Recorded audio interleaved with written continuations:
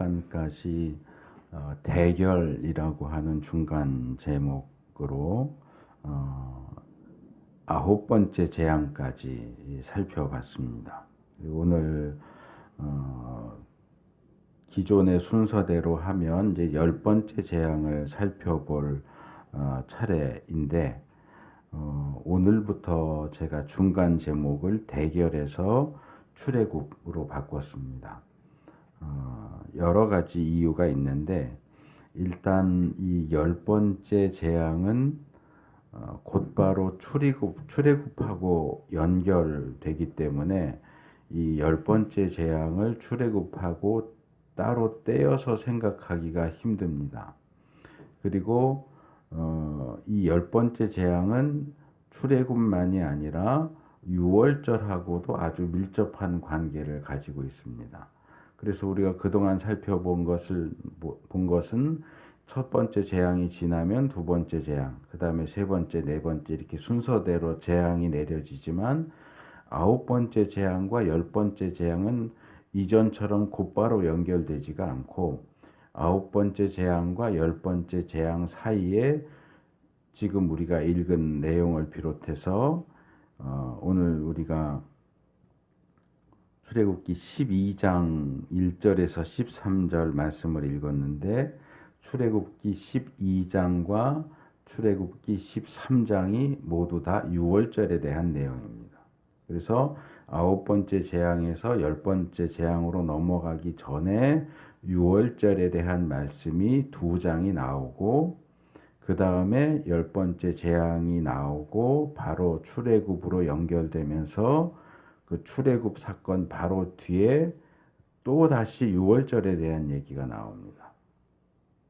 그래서 전체 이야기를 순서를 보면 유월절, 10번째 재앙, 출애굽, 유월절 이렇게 이야기가 진행이 됩니다. 왜 계속해서 유월절 이야기가 반복되느냐? 그만큼 유월절이 중요하기 때문에 그렇습니다. 우리가 아까 읽은 내용에도 나오지만 유월절은 이스라엘 민족이 하나의 민족으로서 공식적으로 출발하는 날입니다.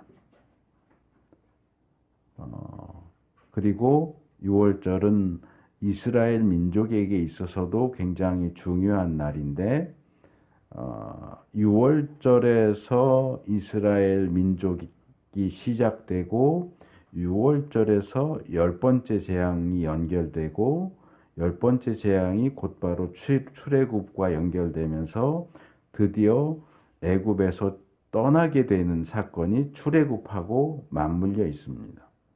뿐만 아니라 이 유월절은 성경 전체와 기독교와 관련해서 생각할 때 우리에게 하나님의 구원을 보여주는 굉장히 중요한 사건입니다. 유월절하고 출애굽은 뗄래야 뗄 수 없는 관계고 10번째 재앙도 역시 출애굽이나 유월절과 뗄 수 없는 관계이기 때문에 제가 이 10번째 재앙부터는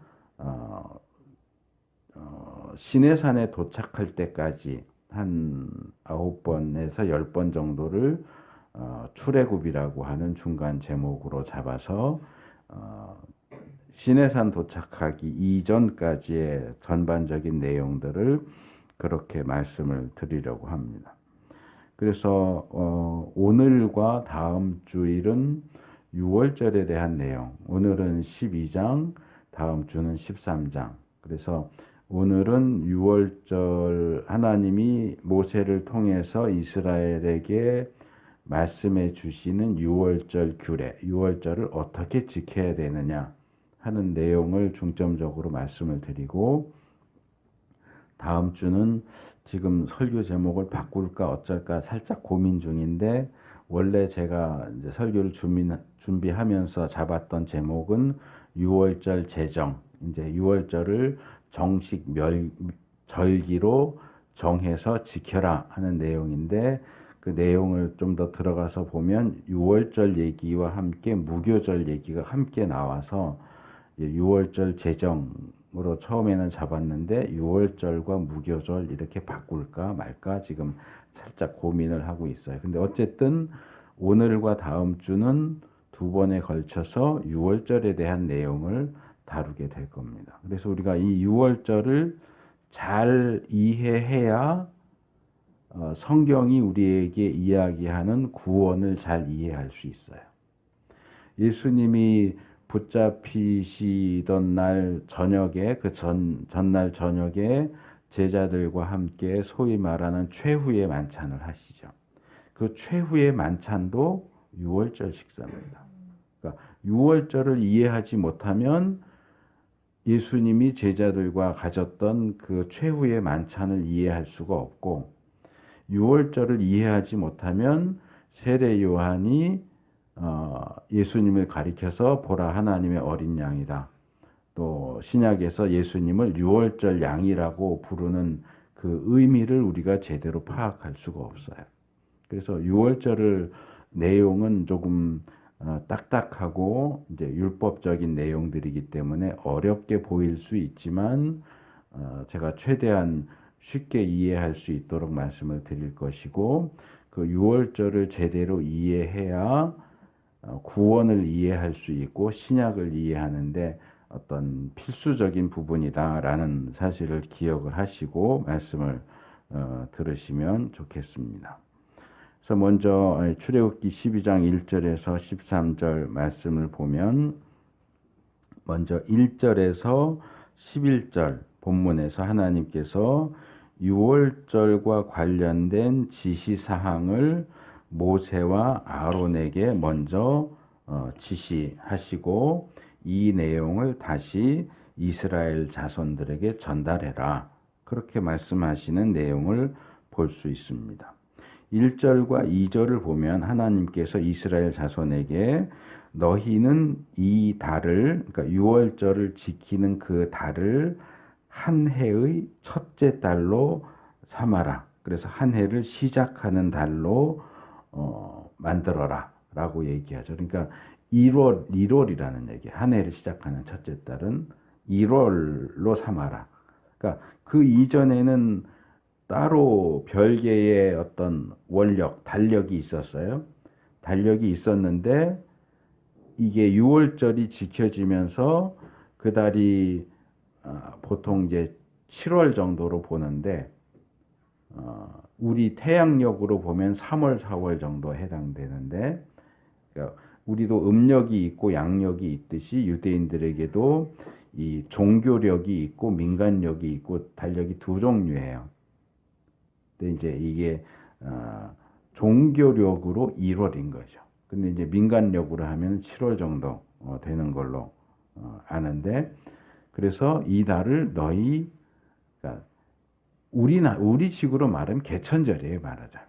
6월절은 나라가 시작되는 날, 민족이 시작되는 날로 삼아라 이야기합니다. 그래서 이스라엘이 이미 하나의 민족을 형성하고 있고, 물론 아직 제대로 된 국가를 형성하진 못했죠. 이것은 이제 나중에 가나안 땅에 들어가고 사사시대를 거치고 이제 사울이나 다윗 같은 왕이 세워지면서 이제 본격적인 나라로서 이제 기틀을 잡게 되지만, 그전에는 그냥 이스라엘 민족, 뭐 이 정도로 이제 히브리 민족, 이 정도 이제 민족을 형성하고 있고, 아직 국가라고 부르기까지는 조금 부족한 부분이 있지만, 이 유월절을 처음으로 지키는 이 달, 그리고 이 날은 이스라엘이라는 민족과 나라에 있어서 새로운 시작을 선언하는 날이고 달이다 하는 얘기입니다. 그래서 이스라엘 역사에 있어서 이 유월절은 굉장히 중요하고, 아까 말씀드린 것처럼 성경 전체적으로 볼 때도 이 유월절은 구원을 설명해 주는 굉장히 좋은 어떤 모델이 된다 하는 것을 기억할 필요가 있습니다. 3절과 4절로 넘어가면 이 6월절을 어떻게 지킬 것이냐라고 할 때 6월절을 지키는 가장 핵심적인 요소로서 유월절 양을 취해라 하는 이야기가 주어집니다. 그래서 어린 양을 취해라 라는 말씀으로부터 해서 상당히 자세한 내용이 주어지고 있어요. 3절 상반절을 보면 언제 유월절 양을 취해야 하는가, 선택해야 하느냐. 그것은 1월 10일이다. 그러니까 이 달이 1월이 됐고 1월이 시작된 다음에 10일, 1월 10일이 되었을 때 10일째 되는 날 양 우리에 가서 어린 양을 선택을 해야 하고 이 선택한 양을 4일 동안 데리고 있다가 1월 14일에 그 양을 잡아라. 이제 잡으라는 내용은 6절 가야 나오기는 하지만 그래서 양을 선택하는 날짜 또 뒤에 가면 양 어떤 기준에 따라서 양을 선택을 해야 되는지 어떻게 죽이고 죽인 다음에 피를 받아서 또 어떻게 해야 하는지 이런 내용들이 계속 세세하게 나옵니다. 우리들이 이런 내용들을 보면 받는 첫 인상은 어렵다. 뭔가 복잡해 보인다. 뭐 번거롭다. 이런 느낌을 받을 수 있어요. 제가 어렸을 때 이제 모태신앙이었지만 저희 아버지가 교회를 안 다니셨기 때문에 제가 한 중학교 때부터 다니기 시작했어요. 그래서 어렸을 때 제사를 드렸어요. 근데 뭐 어려서 잘 모르긴 하지만 제사를 드리면 제사장 차리는 법이 있어요. 그리고 뭐 어렴풋이 기억하기엔 뭐 홍동백서 뭐 이랬던 것 같아요. 그래서 제사상에 올라가는 음식이 빨간색은 동쪽에 놓고 뭐 하얀색은 왼쪽에 놓고 서쪽에 놓고 뭐 이런 기준들이 복잡하게 있어요. 그래서 뭐 과일도 놓을 때 그냥 안 놓고 위아래 이렇게 잘라서 이렇게 놓고 뭐 북어 놓을 때는 어떻게 해서 놓고 이런 복잡한 그런 어떤 규범들 규례들이 있는데 우리가 성경에서 제사나 뭐 절기나 이런 것들을 볼 때도 그런 비슷한 어떤 종교 의식을 행하는 데 있어서 정해진 그런 규범들이 나오는 걸 볼 수 있어요. 그러니까 우리는 현재 그런 것들을 안 하다 보니까 그런 내용들을 접하면 그냥 딱 받는 인상이 복잡해. 뭐가 이렇게 복잡해. 뭐 이렇게 이건 이렇게 저건 저렇게 그런 걸 뭐 이렇게 세밀하게 다 정해놓고 꼭 그대로 꼭 따라서 해야 되나? 그냥 편하게 하면 안 되나? 뭐 이런 생각을 할 수 있는데 이제 앞으로 우리가 이제 출애굽기 뒷부분도 그렇고 레위기 가면 더 그렇고 민수기에도 중간중간 나오고 신명기에도 중간중간 나오고 우리가 이제 구약 처음에 나오는 5권의 책을 모세오경이라고도 부르지만 다른 말로 율법서라고도 부른단 말이에요. 율법서, 역사서, 선지서, 시가서 이렇게 부르잖아요. 그러니까 모세오경 창세기부터 신명기까지 5권의 책은 다르게 부를 때 율법책이에요. 그러니까 율법 조항들이 많이 나온다는 거죠. 물론 사건도 나오고 이야기도 나오지만 율법 조항들이 많이 나오고 그 율법 조항들은 대부분 이런 식이에요.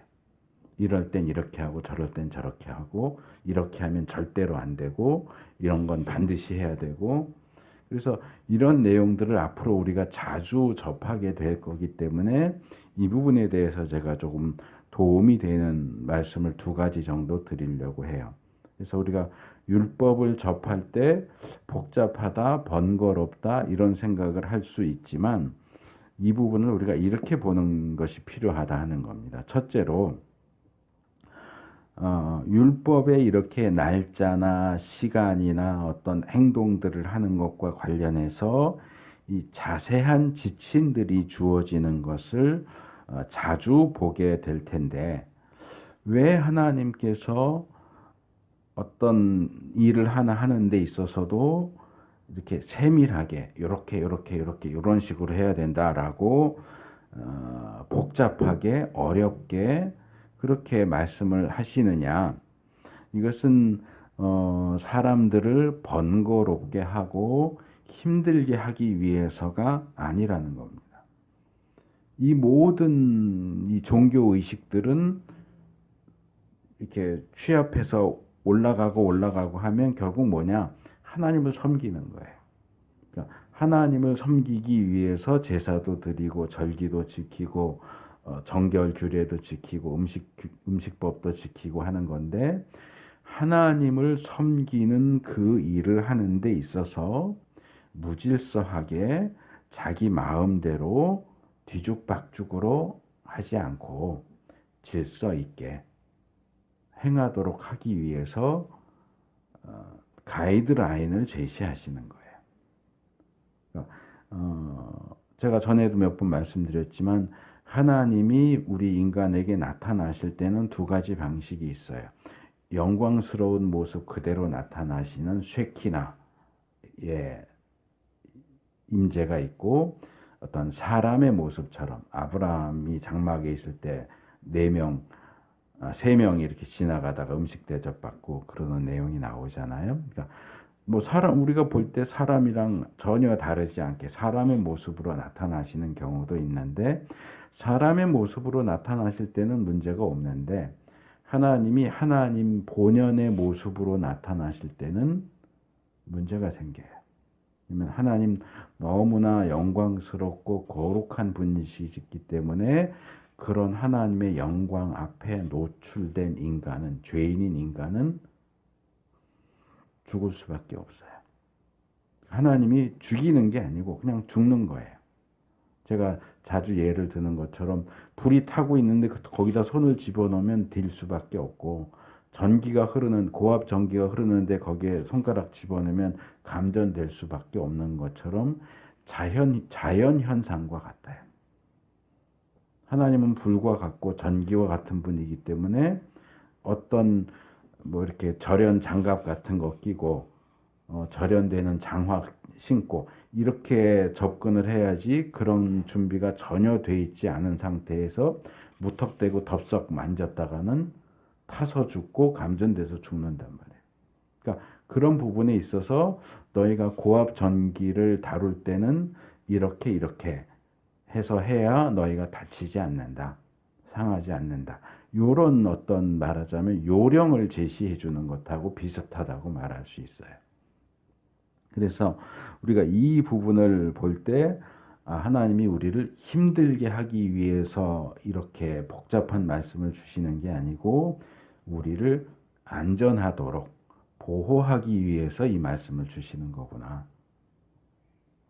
한갓 전기를 다룰 때도 이 조심하지 않으면 감전되잖아요. 이쪽에 세 젓가락 집어넣고 저쪽에 세 젓가락 집어넣고 잡으면 금방 감전되는 것처럼, 이 고무로 뭐 싸든지 이렇게 해서 만져야 감전이 안 되는 것처럼, 그것을 복잡하다, 힘들다, 어렵다 이렇게 생각할 게 아니고 안전을 위해서는 그렇게 해야 된다라고 생각해야 되는 것처럼, 하나님을 섬길 때 이건 이렇게 하고 저건 저렇게 해라라는 말씀을 주실 때는 왜 하나님 우리를 이렇게 괴롭게 해, 힘들게 해, 그럴 게 아니고 하나님이 우리를 보호하려고 이렇게 하시는구나. 그래서 고린도전서 14장 40절에 있지만 하나님은 모든 것을 적당하게 하고 질서대로 하기를 원하세요.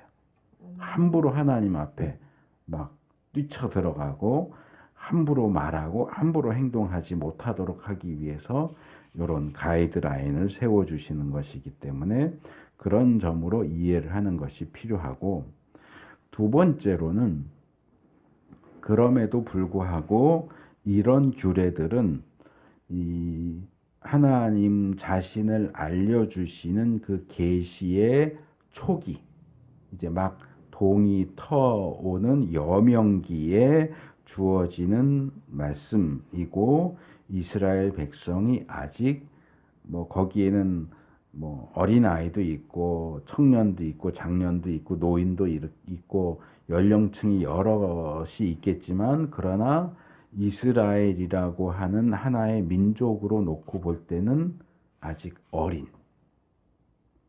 어린 수준의 이스라엘을 상대해서 말씀을 해 주시는 것이기 때문에 그만큼 뭐라 그럴까, 좀 아주 기본적이고 기초적이고 그런 내용들이 주어지는 것이다. 그래서 아이가 어릴 때는 일일이 다 얘기를 해줘야 돼요. 뭐 이건 뜨거우니까 만지면 안 돼. 만지면 다쳐. 이건 더러운 거니까 잡아서 입으로 가져가면 안 돼. 뭐 지지, 뭐 위험하다. 하지 마라. 이건 하지 말고 이건 해야 되고 뭐 이런 얘기들을 이야기도 하고 훈련도 시키고 뭐 배변 훈련도 시키고 이러는 것처럼 아이 때는 그러지만 이 아이가 자라서 청소년이 되고 청년이 됐는데도 야 이건 더러우니까 만지면 안 돼. 이렇게 안 하잖아요. 그러니까 그건 어릴 때만 하는 거예요. 그래서 이스라엘이 어릴 때 주어지는 말씀이기 때문에 이게 신약 정도 넘어오면 이런 내용들이 더 이상 크게 문제가 되질 않아요.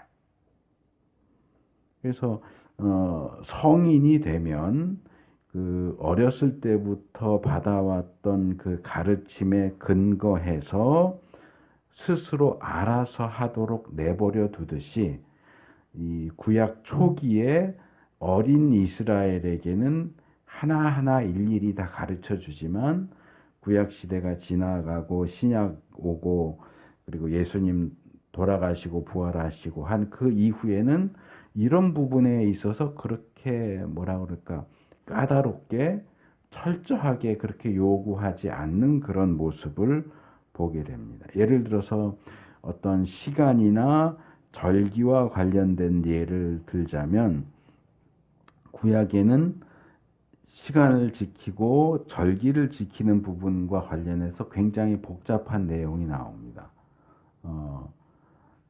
아까도 이 달을 첫째 달로 해라. 1월 10일에 양을 선택하고 1월 14일에 양을 잡아라. 이런 식으로 나오고 이제 우리가 다음 주에 무교절을 하면 1월 14일이 6월절이고 1월 15일부터 일주일 동안을 무교절로 지켜요. 이때는 발효된 반죽으로 만든 빵은 먹으면 안 돼요. 누룩이 집안에서 발견되면 안 돼요. 그 기간 중에 발효된 음식물, 빵이든지 무슨 음료수든지 발효된 걸 먹으면 이스라엘 중에서 끊어져요. 죽어요. 이 정도로 이런 어떤 시간적인 것과 관련된 어떤 행동과 관련된 굉장히 엄격한 기준이 요구되지만 신약으로 오면 좀 달라집니다. 예를 들어서 갈라디아서 4장 10절 11절 보면 바울이 이런 말을 해요. 여러분이 날과 달과 계절과 해를 지키고 있으니 내가 여러분을 위하여 수고한 것이 헛될까 염려됩니다. 이제 페이스북에서 연결된 분 중에 여러분들이 그렇게 하는데 최근에 이제 한 전도사님이 계속 글을 올려요. 뭐냐면 이제 요 때가 이제 로시 하샤나라고 해가지고 그러니까 말하자면 정월 초하루 유대인들이 지키는 설날이다 하는 내용을 계속 올리는데 우리가 유대인들의 정월을 지킬 필요가 없어요. 물론 그게 성경에 나오죠. 하지만 그건 유대인들의 절기지 기독교의 절기가 아니에요. 근데 기독교인이 지금도 유대인의 절기를 지켜야 된다고 주장하는 사람들이 꽤 많아요. 근데 바울이 뭐라고 얘기합니까? 너희들이 지금까지도 뭐 월삭 지키고 유월절 지키고 무교절 지키고 초막절 지키고 달과 해를 지키느라고 그렇게 애쓰고 힘쓰는데 내가 너희들을 위해서 복음을 전하고 한 그것이 그렇게 절기 지키느라고 헛된 것이 될까봐 두렵다라고 얘기해요. 성경에 나와 있는 절기지만 그 절기를 지킨다고 오히려 복음을 훼손시킬 수 있다는 얘기예요. 제가 지난번에 느후스단 얘기를 했잖아요. 광야에서 불뱀에 물려서 죽는 사람들을 구하기 위해서 구리로 놋뱀을 만들어서 그 뱀을 보면 살아나게 했어요. 하나님 구원의 도구예요. 그런데 그게 역사 속에서 이스라엘 백성이 그게 하나님의 구원의 도구였다고 하면서 너무 위하고 너무 섬기고 음란하게 섬기니까 히스기야 왕이 그걸 깨뜨려 버리잖아요. 아니 어떻게 감히 하나님의 구원의 도구로 사용된 놋뱀을 깨트릴 수가 있어요? 그걸 깨트리고 뭐라고 그래요? 이건 느후스단이다. 그냥 놋 조각이다. 이건 그냥 쇠 조각이지 이거 아무것도 아니야. 왜 니들이 이걸 하나님 섬기는 대신 이걸 섬기고 앉아 있어? 그럴 거면 차라리 없는 게 나아. 똑같아요. 절기도 그렇고요. 성전도 그래요. 너희들이 하나님보다 성전을 더 위한다면 성전 없애겠다는 거예요. 그래서 없어졌잖아요. 근데 이제 와서 또 성전 지어야 된다고 또 난리를 쳐요. 그렇지 않아요.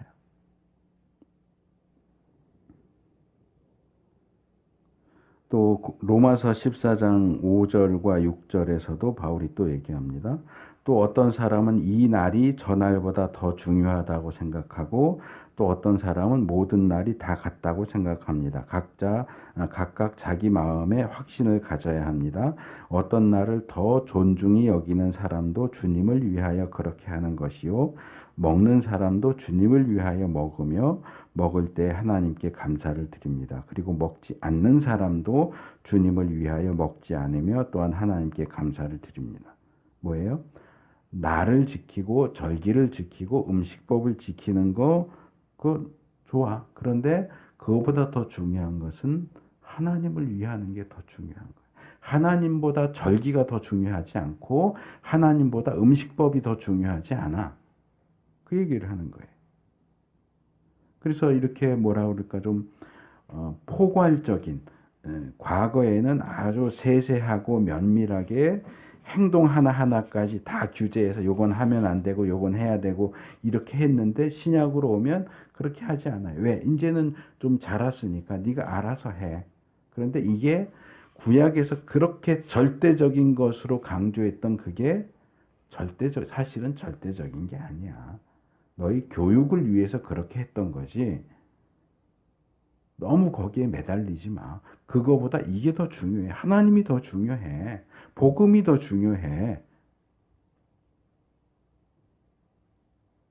그게 바울이 하는 얘기예요.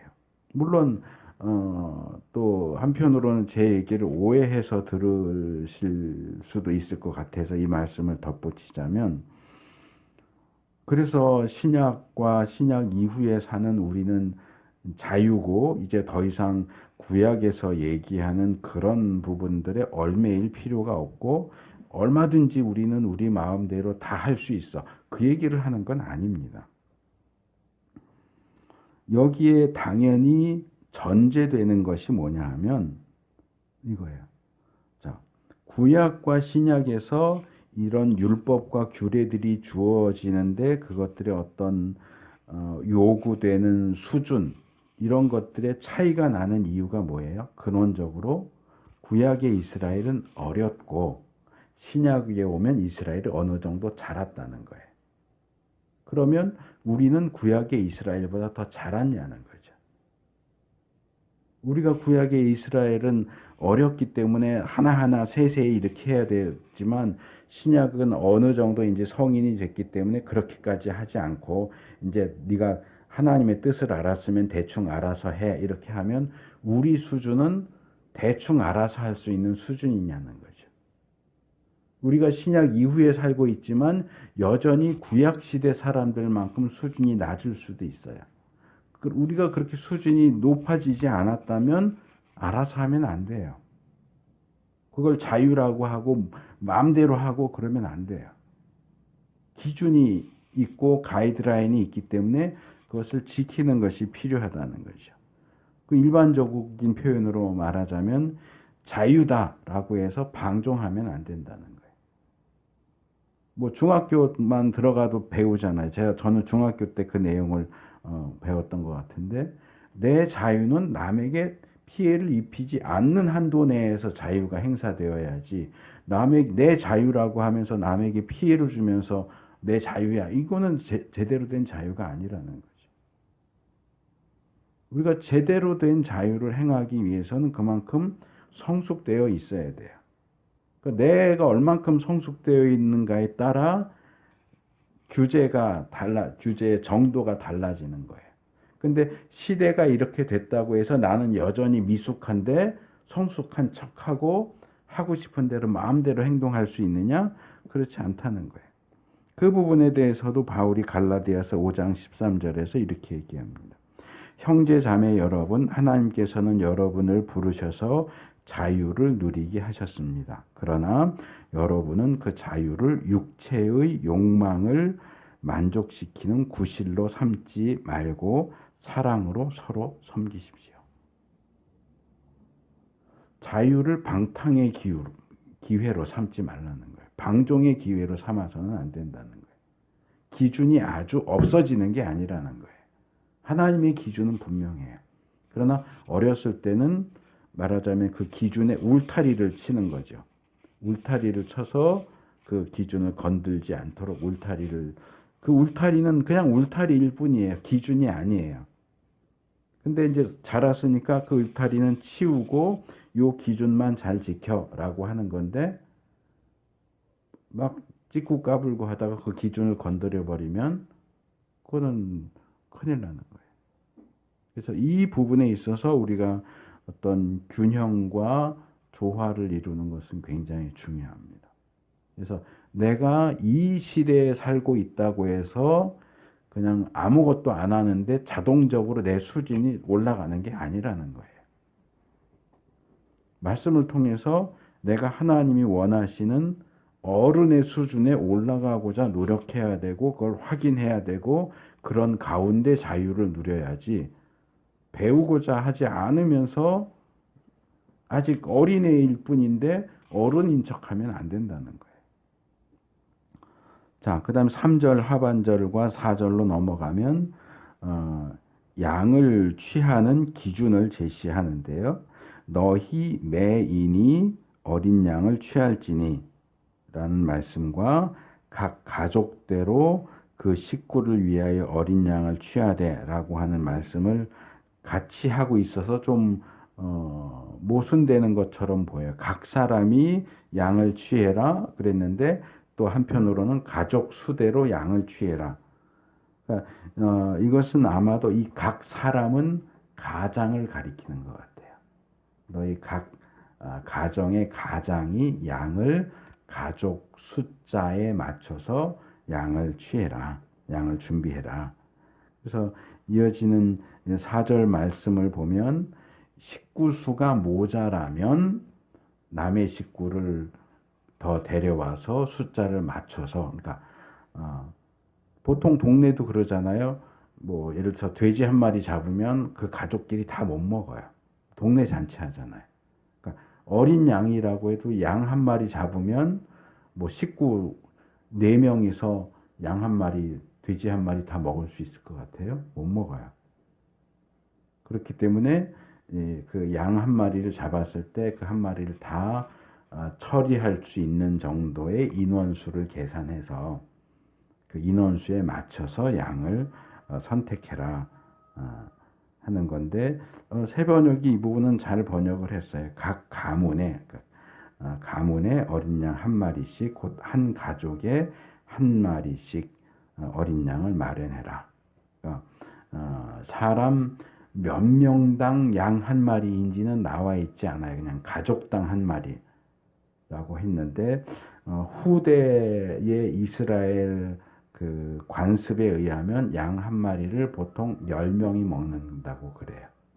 그러니까 이 출애굽기 본문에는 안 나오지만 이제 세월이 흘러가고 후대 아마 이제 유대 랍비들의 가르침 정도 되겠죠. 그래서 랍비들은 6월절 양 한 마리를 10명이 먹는 걸로 계산. 그러니까 우리 식구가 4명이면 권사님네 식구 4명에다가 이제 우리 이은희 권사님하고 이 집사님 하면 딱 10명이잖아요. 그렇게 해서 한 마리씩 이렇게 10명당 한 마리.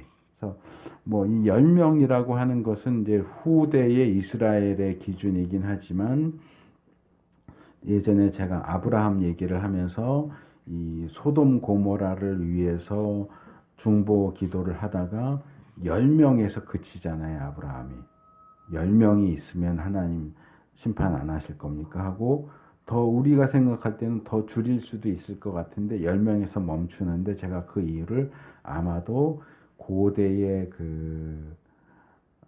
가부장적이고 여러 세대가 같이 사는 가정을 놓고 볼 때는 10명이 최소 가정의 인원수가 아니겠느냐.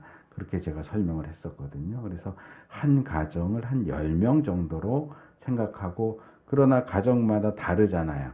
뭐 8명일 수도 있고 7명일 수도 있으니까 모자라면 모자라는 사람 수만큼 채워서 10명을 채워서 10명당 한 마리 이런 식으로 이제 준비를 하라는 거고요. 그 다음에 이 6월절 양으로 선택해야 될 짐승의 상태에 대한 내용이 나오는데 세 가지 기준이 있습니다. 첫째로 흠이 없어야 됩니다. 이제 이 흠이 없다고 하는 건 나중에 제사와 관련될 때 더 자세하게 말씀을 드리겠지만, 일단은 이렇게 짐승들이 다니다가 뭐 철조망 같은데 이렇게 찢겼다, 피부가 찢겼다, 그럼 흠이 있는 거예요.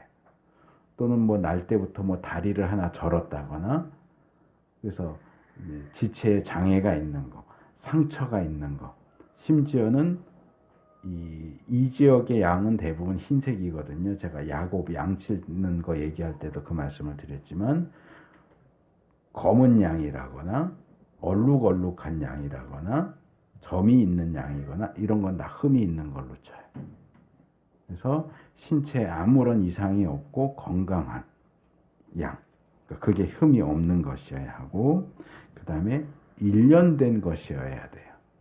1년 된 것, 그 다음에 수컷. 1년 된 흠이 없고 1년 된 수컷을 6월절 어린 양으로 선택해라 하는데, 제가 이걸 좀 찾아봤는데 이거 굉장히 엄격한 기준이에요. 이스라엘 사람들이 하나님 앞에 제사를 드릴 때 가장 많이 나오는 제물의 기준은 흠 없는 수컷이에요. 거기에 1년 된 이 붙은 경우는 제가 알기로는 6월절 양밖에 없어요. 어떤 뭐 번제, 뭐 화목제, 속제제, 속건제도 1년을 붙이지 않아요. 흠 없는 수컷 또는 암컷이, 화목제 같은 경우는 암컷이 드려지기도 하지만 1년이 조건으로 붙어 있는 것은 6월절 양만 그래요. 제가 알기로는. 뭐 더 찾아보면 나올지 모르겠는데, 그래서 이 6월절 양만큼은 굉장히 엄격한 기준으로 흠 없는 것, 수컷, 그리고 1년 된 것이어야 한다 하는 기준이 제시되고 있습니다. 근데 이제 본문을 읽으시면서 발견하셨을지 모르겠는데, 계속 제가 설명도 그렇게 했고 본문에도 그렇고 6월절 양 그랬잖아요. 6월절 양인데 6월 여기 하반절을 보면 6월절 양을 양이나 염소 중에서 취하래요. 양을 어떻게 염소 중에서 취해요? 그러니까 양 중에서도 선택할 수 있고 염소 중에서도 선택할 수 있다. 그러면 6월절 양이 아니고 6월절 양 또는 6월절 염소가 돼야 되는데, 앞에서 계속 6월절 양이라고 해놓고 여기 보면 6월절 양을 양이나 염소 중에서 취해라 이렇게 얘기해요. 왜 그러냐? 이거는 이 히브리어가 가지는 어떤 특성을 무시한 건지 또는 무지해서였는지 모르겠지만 잘못 번역했기 때문에 그래요. 히브리어에는 양을 가리키는 단어도 있고요, 염소를 가리키는 단어도 있어요. 이제 이 관련 본문을 보면 양은 케베스라는 단어가 사용됐고, 수양 또는 어린 양 그런 뜻이고, 염소는 에즈, 그래서 암염소 또는 염소 새끼를 가리키는 용어가 따로 있는데, 이것 외에도 이제 소나 말은 덩치가 크잖아요. 네발 짐승 중에. 그러면 이 덩치가 큰 네발 짐승을 그냥 통틀어서 일컫는 표현이 있고, 그것에 비해서 덩치가 작은 양이나 염소를 묶어서 통틀어서 말하는 용어가 또 있어요. 그게 이제 히브리어로 쫀이나 세라고 하는 단어인데, 여기 본문에서 6월절 양이라고 번역된, 양으로 번역된 히브리 단어는 세예요. 그러니까 이 세는 양만을 가리키는 게 아니고 염소도 가리켜요. 근데 번역을 6월절 양 또는 염소 이렇게 번역하기는 힘드니까 그냥 6월절 양으로 번역을 한 것 같은데, 이 세라는 단어는 양도 가능하고 염소도 가능해요. 근데 이제 우리에게는 6월절 양이라는 표현이 익숙하기 때문에 저도 이제 그렇게 사용을 하고, 이 용어를 굳이 6월절 염소 이렇게 바꿀 필요는 없지만, 이런 배경적인 부분들을 감안하면 6월절 양은 양이나 염소 가운데 취할 수 있다. 양을 선택해도 되고 염소를 선택을 해도 된다. 다만 흠이 없어야 되고 일련된 것이어야 하고 수컷이어야 한다. 양이나 염소 중에서. 그 정도 이제 이해를 하시면 될 것 같고요. 그러면 그 다음에 이 양을 어떻게 처리할 것이냐. 6절에서 11절을 보면 6절에 보면 양을 잡는 날짜하고 시간이 정해져 있습니다. 양을 선택한 4일 뒤에 14일 저녁에 해 질 때, 그러니까 한 오후 5시 정도. 그러니까 꼭 정해진 그날 그 시간에 잡아야 돼. 배고프다고 먼저 잡아도 안 되고, 좀 배부른데 나중에 먹지 하고 나중에 잡아도 안 되고, 정해진 그 시간에 잡아야 돼. 그리고 양을 잡으면서 피를 받아야 돼요. 그러니까 아마 이제 목을 따서 잡겠죠. 양을 잡을 때. 작으니까. 뭐 큰 소 같은 경우는 이제 여기 정수리 같은 데 이렇게 때려서 잡는다고 그러는데, 뭐 작으니까 그 정도까지는 안 하고 아마 이제 목을 따서 잡을 텐데, 그 나오는 피를 다 받아서 그 피를 어떻게 처리할 것이냐가 7절에 나옵니다. 그리고 요 피를 처리하는 요 부분이 10번째 재앙하고 연결되어 있는 부분이에요. 그렇게 양을 잡으면서 받은 피는 일단, 자, 저 뒤에 있는 문을 보시면 문짝이 있고 문짝이 되어 있는 문틀이 있죠. 문틀이 네 방면으로 되어 있습니다. 좌우에 이렇게 세워져 있는, 그게 이제 설주라고 하는 거고요. 좌우 설주. 그러니까 이렇게 세로로 되어 있는 왼쪽과 오른쪽에 있는 틀. 그 다음에 인방인데 상인방 그랬으니까 위에 있는 거죠. 문의 제일 위쪽에 있는 좌우 설주와 상인방에 그 피를 바르라고 얘기합니다. 그럼 이게 이제 문에다가 문짝 자체에 바르지는 않지만 문이 달려있는 문틀에 바르는 건데, 왜 이렇게 세 면만 피를 바르라고 할까요? 한 군데가 빠졌죠. 어디요? 문지방이죠. 우리가 밟고 지나가는 문지방. 왜 문지방 빠졌을까요? 문지방에서 양을 잡거든요. 그러니까 문지방에서 양을 잡기 때문에 문지방은 피를 따로 바르지 않아도 이미 피투성이에요. 피가 이미 발라진 상태예요. 그러니까 문지방은 이미 양을 잡으면서 물론 피를 받기는 하지만 그래도 피가 튀어서 이미 피가 발라진 상태고, 좌우 설주와 인방에다 바르면 그 집으로 들어오는 통로의 네 면, 좌우 상하가 다 피가 발라져 있는 상태죠.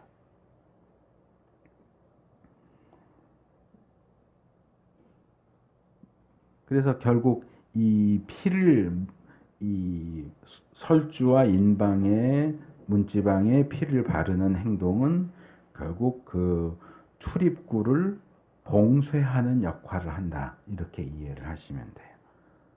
그래서 이거는 뭐 어떤 분은 이 6월절 피 바르는 예식과 우리 동양의, 우리나라에도 남아있는 동지 때 뭐 해요? 팥죽 써서 뿌린다고요.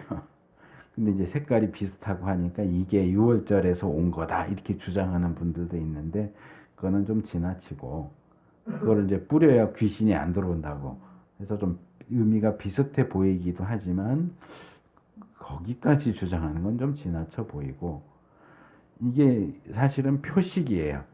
피 자체가 어떤 역할을 하는 건 아닌데, 우리 어렸을 때 읽었던 아라비안 나이트 이런 데 보면 그 도적이 훔쳐갈 집을 탐색하고 정하면 어떻게 거기 문에다가 표시해 놓잖아요. 이 집이 우리 다음 털 집이다. 그래서 그 표식을 보고 이제 그 집을 터는 것처럼 지금 이 집에다가 표식을 해 놓는 거예요.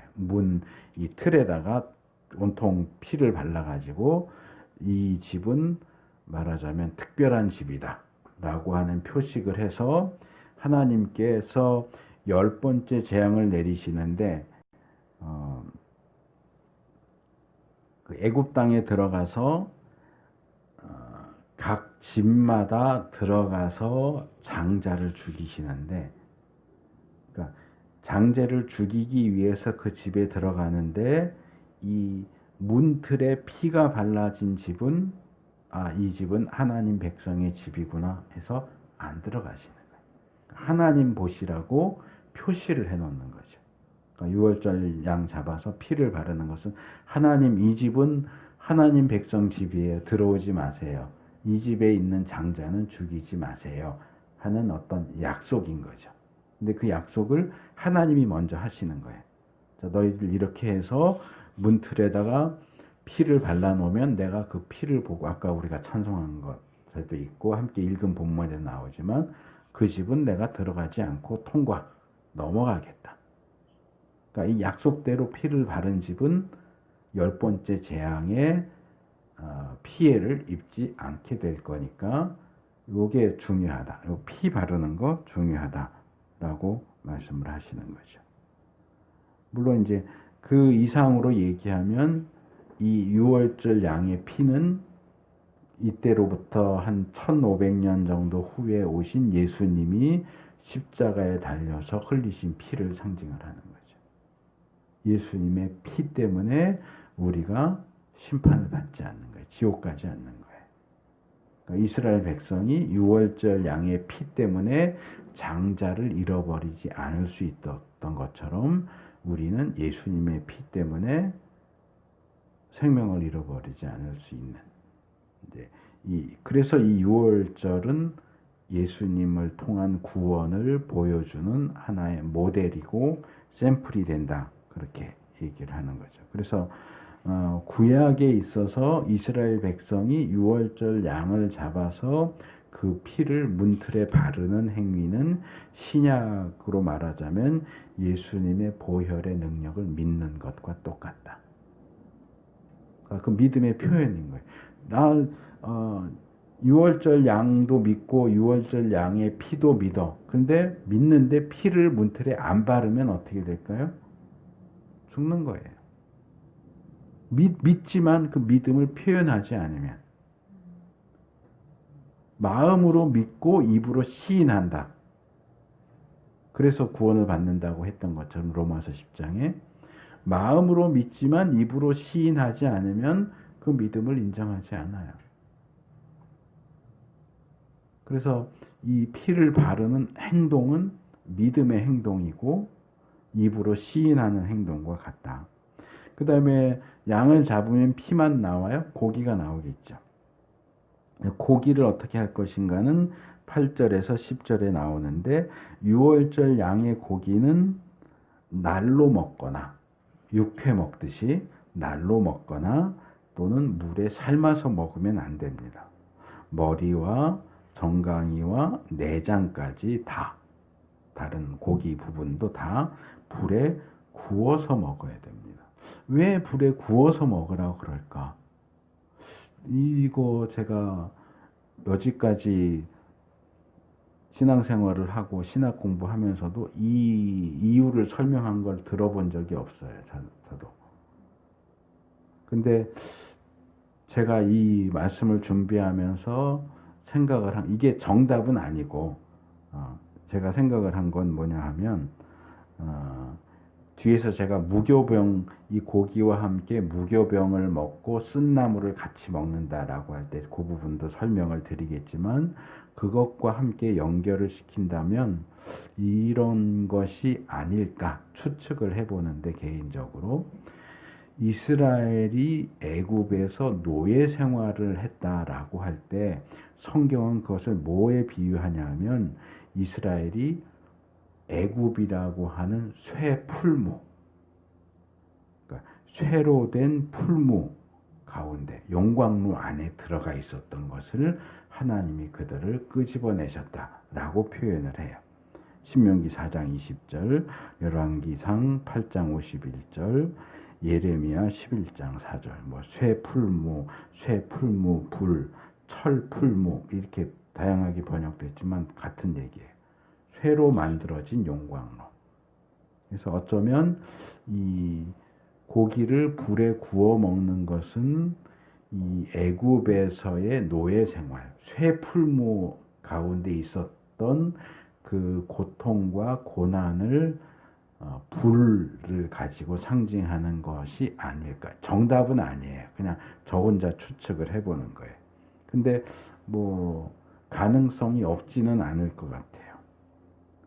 그래서 그렇게 해서 먹고 10명이 달라붙어서 먹는데도 다 먹지 못해서 남은 게 있다면 남겨뒀다 다음날 먹지 그러면 안 되고 해가 뜨면 다 불에 태워버려라. 그러니까 이것도 이제 불에 태워라. 우리 예전 개역 성경은 소화할지니라. 소화, 불에 태우라는 건데 소화 이러니까 또 잘 한문에 익숙하지 않은 분 빨리 뱃속에서 소화시켜라 이렇게 이해하는 분도 있는데 그게 아니고 다 태워버려라. 남기지 말고.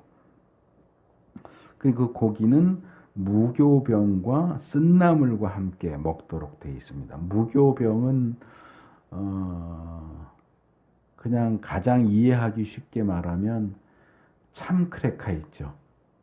참크레카하고 비슷해. 참크레카 한 4개 정도 붙여놓은 크기, 손바닥만한 크기에 그러니까 발효되지 않은 그냥 생밀가루를 구워서 만든, 그러니까 바삭바삭하죠. 빵은 이렇게 갑자기 단어가 생각이 안 나지. 식빵 같은 거 이렇게 만지면 물컹물컹하고 말랑말랑하고 맛있잖아요. 근데 이 딱딱한 크래커 같은 거는 뭐 그것도 맛있어서 먹기도 하지만 빵하고는 또 완전히 식감이 다르잖아요. 그래서 이 발효되지 않은 반죽을 납작하게 펴서 구워서 만든 걸 무교병이라고 그래. 이제 맛자라고 하죠. 그리고 쓴나물과 함께 먹는데 이것은 이 무교병을 먹는 것은 뒤에 나오는 34절에 나오는데 이제 10번째 재앙이 내려지고 장자들이 다 죽으니까 급하게 이스라엘 백성을 쫓아내듯이 내보낸단 말이에요. 그래서 급하게 나오느라고 34절에 그래서 이스라엘 백성은 아직 빵 반죽이 부풀지도 발효되지도 않았는데 그 반죽을 그릇째 옷에 싸서 어깨에 둘러매고 나섰다. 그래서 반죽을 발효시킬 틈도 없이 급하게 나왔다라는 것을 상징하는 게 무교병이에요.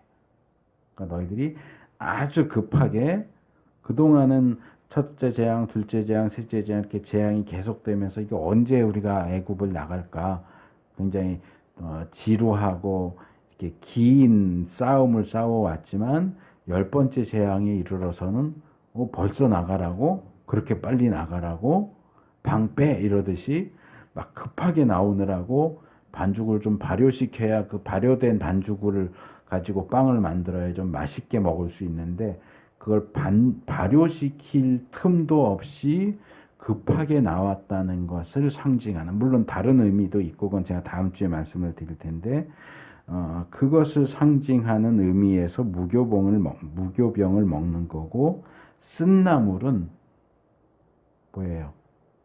이스라엘이 애굽에서 얼마나 고통을 받았는가. 우리 고통스러운 인생을 불교에서 고해라고 하잖아요. 쓴 바다라고 하잖아요. 그러니까 이 쓰라린 경험, 쓴 경험을 상기시키기 위해서 쓴나물을 먹는 거예요. 그러니까 이 무교병, 쓴나물, 그리고 이제 본문에 잘 안 나오지만 이제 후대에 나온 것 같지만 그 빵이나 이런 걸 먹는데 또 찍어 먹는 소스도 있어요. 이 소스도 여러 재료를 넣어서 만드는데 벽돌색의 젓갈색 소스예요. 그것은 이스라엘이 애굽에서 노예 생활하면서 만들었던 벽돌을 상징해요.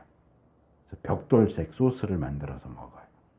그래서 이 모든 것들이 애굽에서의 노예 생활을 상기시켜주는 역할을 합니다. 그렇기 때문에 고기를 불에 구워 먹는 것도 그런 비슷한 의미가 있지 않겠는가라고 제가 말씀을 드리는 거예요.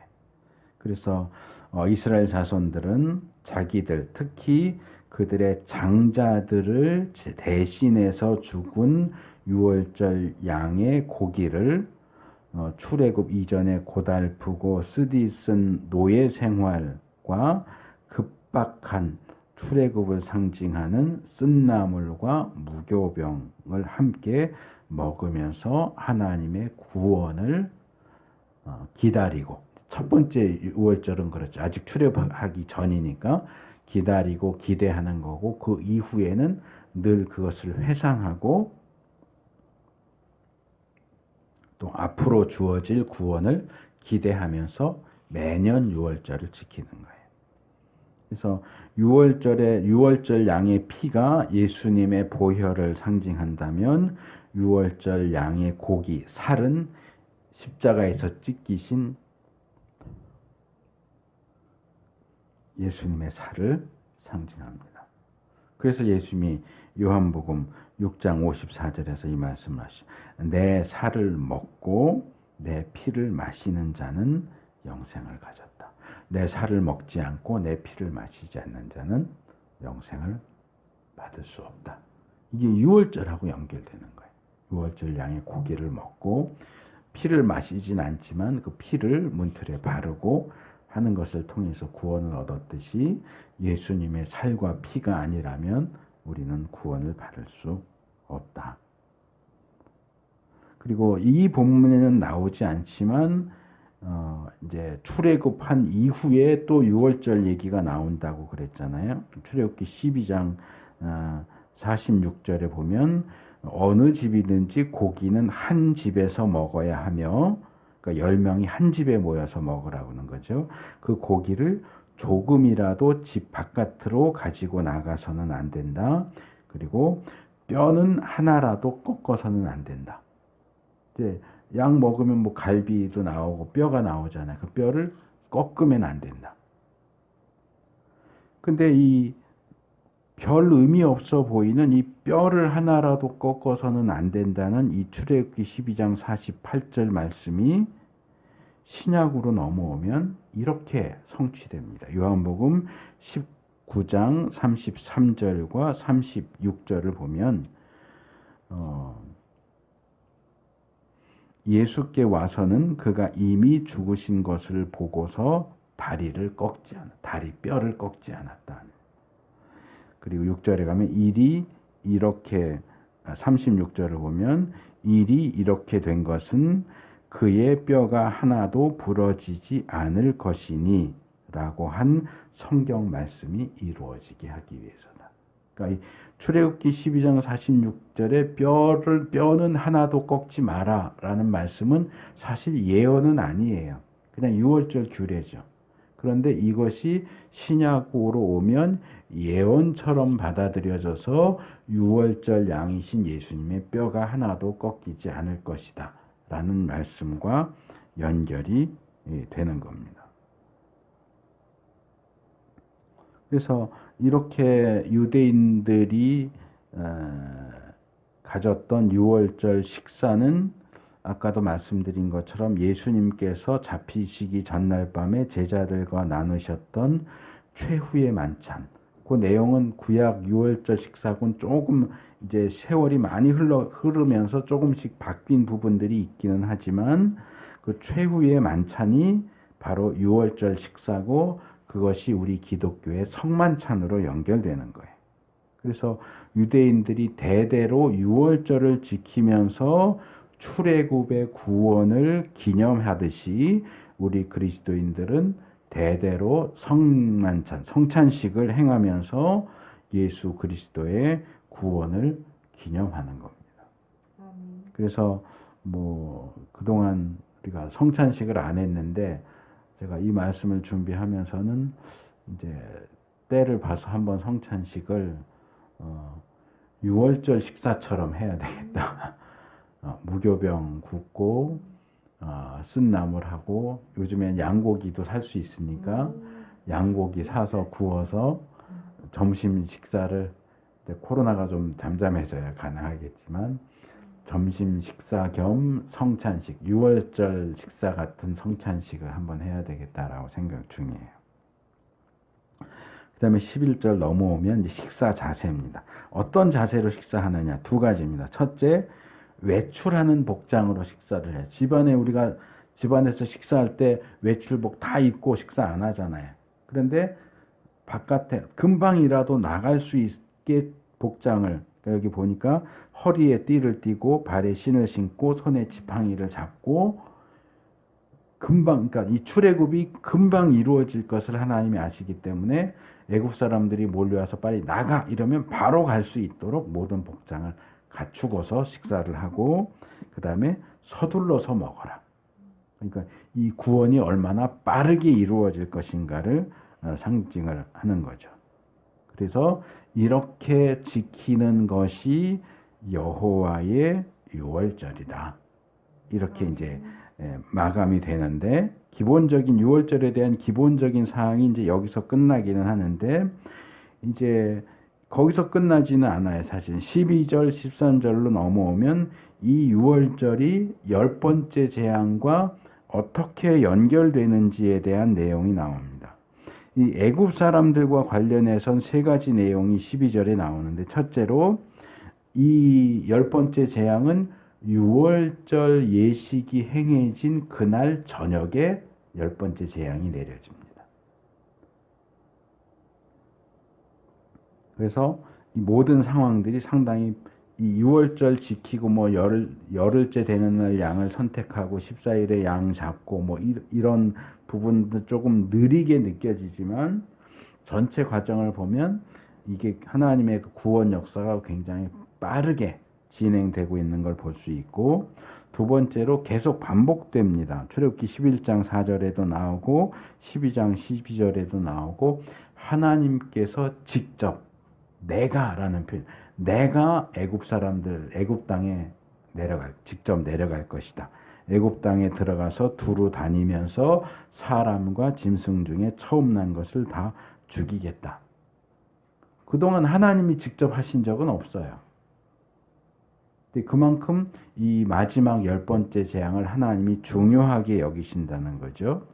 셋째로 이것은 뭐 계속 반복해서 말씀드렸던 거지만 애굽의 사람들과 짐승들에게 내리는 벌일 뿐만 아니라 애굽의 신들에게 내리는 벌이기도 하다라는 말씀을 하시고요. 그리고 이스라엘의 집의 경우는 두 가지 이야기를 하시는데 첫째로 하나님께서 이렇게 애굽 땅을 치실 때에 이스라엘 자손이 사는 고센 땅에도 가신다 하는 겁니다. 자, 네 번째 파리 재앙으로부터 해서 지난주에 살펴본 9번째 흑암 재앙까지 보면 재앙이 내려질 때마다 애굽 사람들의 땅과 이스라엘이 사는 고센 땅이 그냥 자동적으로 구별이 됐어요. 자동적으로 구별이 됐는데 이 마지막 10번째 재앙에서는 그 구별이 자동적으로 되지 않는다는 거예요. 하나님이 왜 애굽 땅에 내려오세요? 10번째 재앙을 행하기 위해서예요. 그 집에 태어난 사람이든지 짐승이든 첫 번째 난 것을 죽이기 위해서 내려와요.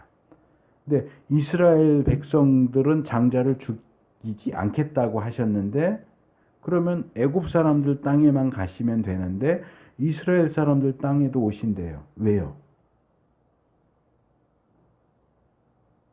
이 부분을 대부분 이제 놓치고 별로 그렇게 지적하는 분들이 없는데 이게 자동적으로 되는 게 아니라는 거예요. 제가 우박 재앙 때 말씀을 드렸어요. 애굽 사람들에게도 우박이 내일 내릴 거니까 짐승이나 사람들을 우박 맞지 않게 다 피하게 해라. 그래서 들은 사람들은 생명을 살렸지만 무시한 사람들은 죽거나 다쳤다 하는 내용이 나오죠. 그래서 애굽 사람들 중에도 하나님 말씀에 순종하면 일시적으로나마 구원을 받고 하나님 말씀에 불순종하면 멸망한다. 이스라엘 경우도 마찬가지예요. 이스라엘 백성, 하나님이 선택한 백성이기 때문에 아무것도 안 해도 심지어는 유월절을 지키라는 하나님의 명령을 따르지 않아도 자동적으로 구원받느냐? 그렇지 않아요. 명령이 주어졌을 뿐이에요. 그 명령대로 유월절을 지키고 유월절 양을 잡아서 피를 문틀에 바르느냐 하는 것은 개인 이스라엘 사람들 개인의 선택의 문제예요. 하나님이 이스라엘 사람들의 땅에도 가세요. 그리고 한 집 한 집 가서 보시는데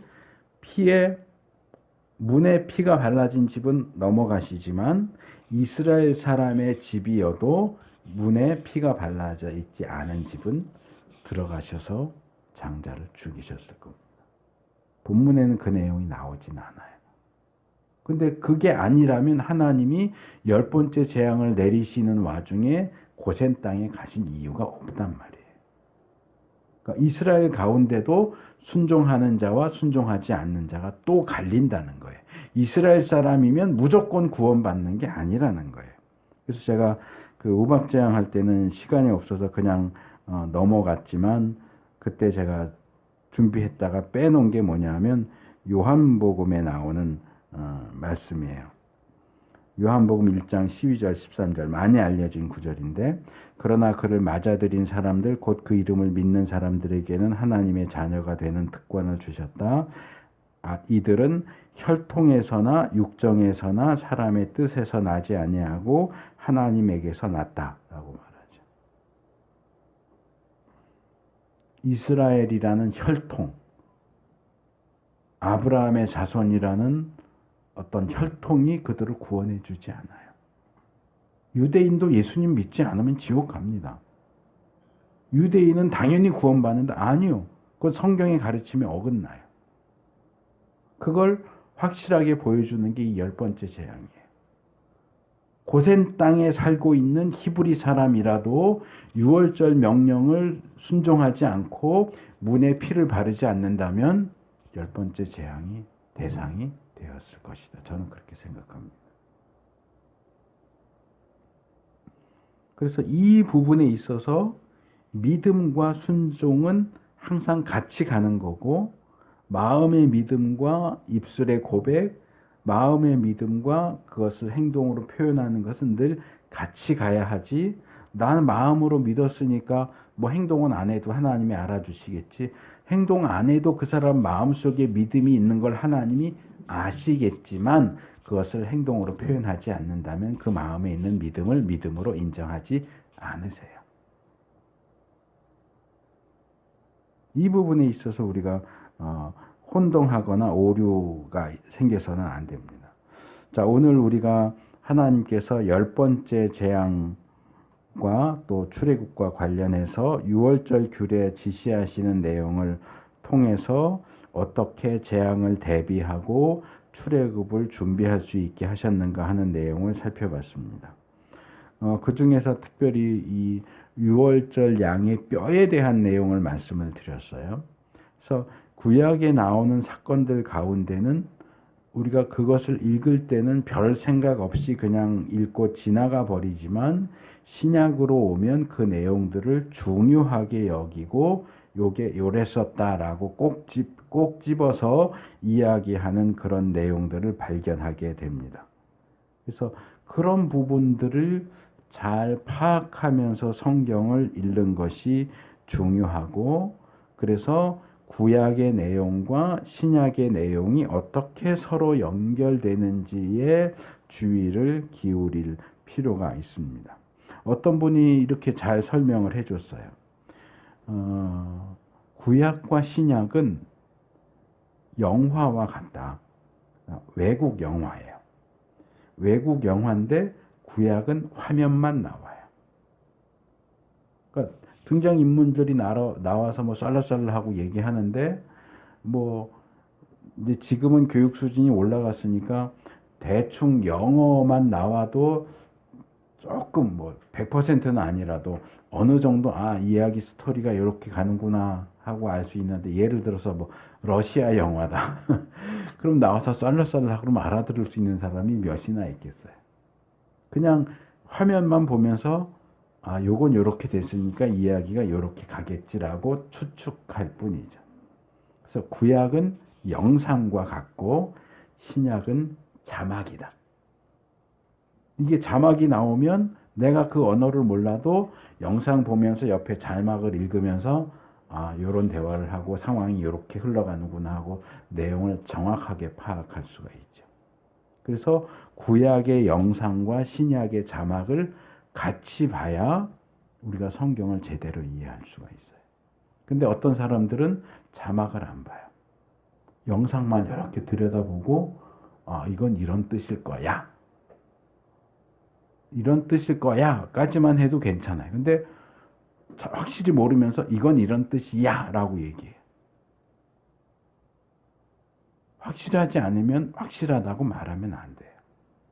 구약의 영상과 신약의 자막을 같이 봐야 제대로 된 이해를 할 수 있고 제대로 된 주장을 할 수 있는데, 신약의 자막을 무시하고 구약의 영상만 보고 자기 마음대로 요건 이런 내용일 거야 생각하고 그 자기 확신이 지나쳐서 이건 이거야 라고 주장하면 이단적인, 때로는 이단적이고 엉터리 주장을 하게 됩니다. 그래서 이 부분을 우리가 조심할 필요가 있고요.